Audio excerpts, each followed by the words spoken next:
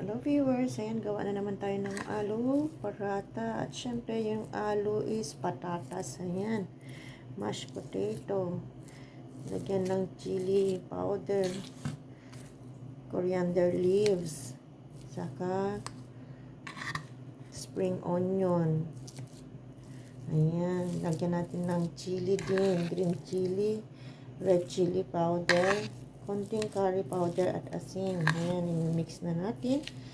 Gagawin natin ng, ito pala yung palaman ng kubos. Ayan, or paratha. Siyempre, pinapainit na natin ang ating tawa o lutuan ng kubos.